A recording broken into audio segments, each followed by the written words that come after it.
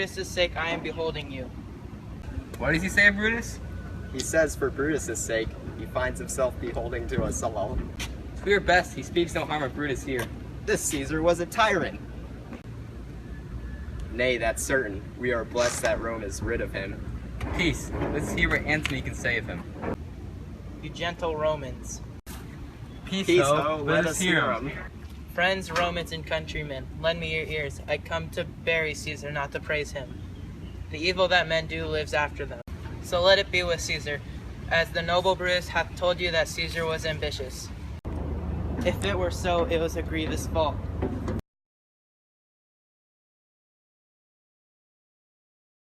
And grievously has Caesar answered it. Here, under the leaf of Brutus and the rest, for Brutus is an honorable man, so are they all, honorable men. Come, I speak to Caesar's funeral. He was my friend, faithful and just to me, but Brutus says he was ambitious, and Brutus is an honorable man. He hath brought many captured home to Rome, whose ransoms did the general coffers fill. Did this and Caesar seem ambitious? When the poor have cried, Caesar hath wept. Ambition should be made of sterner stuff. Yet Brutus says he is ambitious, and Brutus is an honorable man. You all did see that on Lupercal. I thrice presented him with a kingly crown, which he did thrice refuse. Was this ambition? Yet Brutus says he was ambitious, and sure, he is an honorable man. I speak not to disprove what Brutus spoke, but I am here to speak what I do now. You all did love him once, but not without a cause. What cause withholds you than to mourn for him? O judgment, thou art fled to brutish beast, and men have lost their reason. Bear with me, my heart is in the coffin, there is Caesar, and I must pause till come back with me. Methinks there is much reason in his sayings. If thou consider rightly of the matter, Caesar has had great wrong. Has he, masters? I fear there will a worse come in his place. Mark ye his words. He would not take the crown, therefore 'tis certain he was not ambitious. If it be found so, some will dear abide it. Poor soul, his eyes are red as fire with weeping. There's not a noble man in Rome than Antony. Now mark him, again he begins to speak. But yesterday the word of Caesar might have stood there against the world. Now he lies there, and none so poor to do him reverence. O masters, if I was disposed to stir your hearts and minds to immunity and rage, I should do Brutus wrong and Cassius wrong, who you all know are honorable men. I will not do them wrong. I'd rather choose to wrong the dead and wrong myself and you than I would wrong such honorable men. But here is a parchment with the seal of Caesar. I found it in his closet. 'Tis his will. Let the commoners hear this testament, which, pardon me, I did not mean to read. And they would go and kiss Caesar's wounds, and dip the napkins in the sacred blood. Yeah, beg a hair from him for his memory, and, dying, mention it in their wills, reckoning it as a rich legacy unto their issue.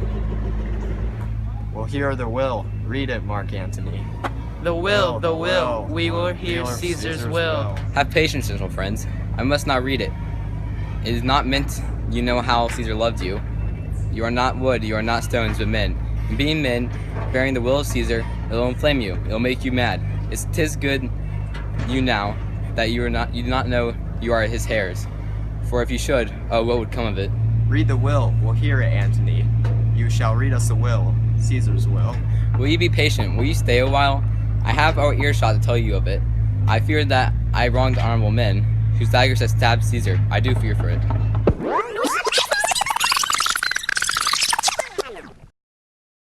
If you have tears, prepare to shed them now. You all know this mantle. I remember the first time Caesar ever put it on. 'Twas on a summer evening in his tent, the day he overcame Nervi. Look at this place that ran Cassius' dagger through. See that rent and envious Casca made?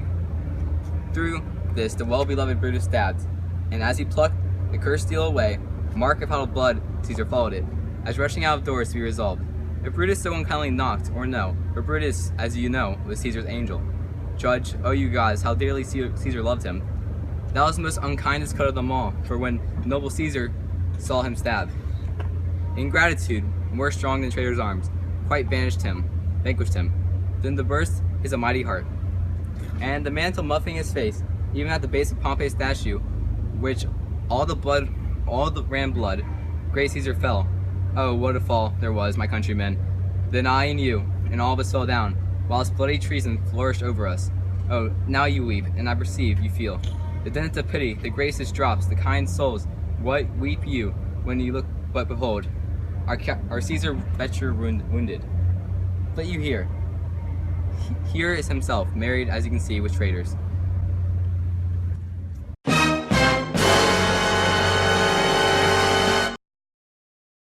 Away then, come seek the conspirators. We'll burn the house of Brutus. It's the best day.